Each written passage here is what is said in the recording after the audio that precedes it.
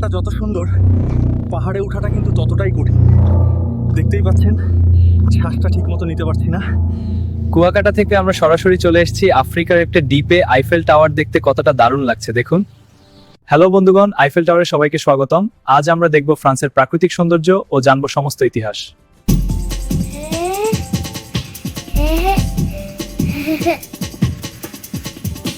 চলো তানজিম, তোমার জন্য একটি মাছ শিকার করি।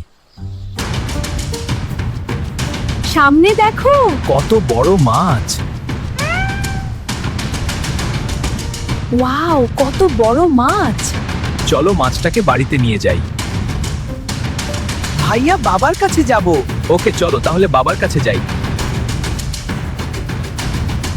কোথায় গিয়েছিলে তোমরা বলো? কত খুঁজেছি তোমাদের। বাবা, আমরা চলে এসেছি, ক্ষমা করে দাও বাবা, সরি। আর কোথাও যাব না। তোমার সন্তানদের নিয়ে আর পারছি না। আমার চারিদিকে দেখুন, কতটা ভয়াবহ অবস্থা দেখুন। দেখুন কিভাবে একটি স্যাটেলাইট ক্রাশ করছে। দেখুন কিভাবে একটি স্যাটেলাইট ক্রাশ করছে। দেখুন আমার চারিপাশে কত ড্রাগন আকাশে উঠছে। দেখুন আমাকে নেওয়ার জন্য একটি স্যাটেলাইট চলে এসেছে। বিদায় বন্ধুরা। মঙ্গল গ্রহে সবাইকে স্বাগতম। এখানে আগ্নেয়গিরি এতটা ঠান্ডা হবে এটা জানতাম না। কতটা সুন্দর এই গ্রহ।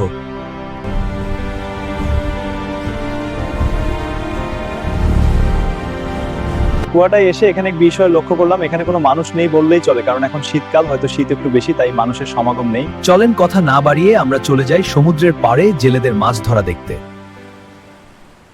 হ্যালো বন্ধুগণ, আমরা চলে এসেছি কুয়াকাটায়। আজ আমরা ঘুরে দেখব কুয়াকাটার সমস্ত দর্শনীয় স্থান। সঙ্গেই থাকুন।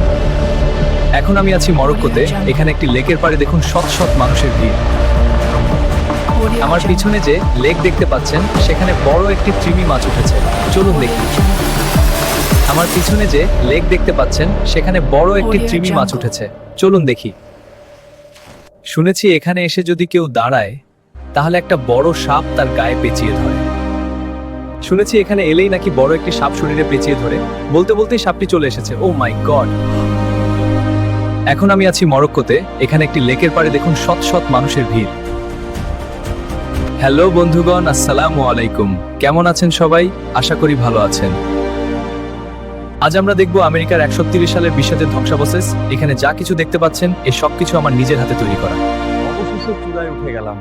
ও, এই চারপাশটা একবার দেখুন, মেঘ, পাহাড় আর শীতের সকালের আলো।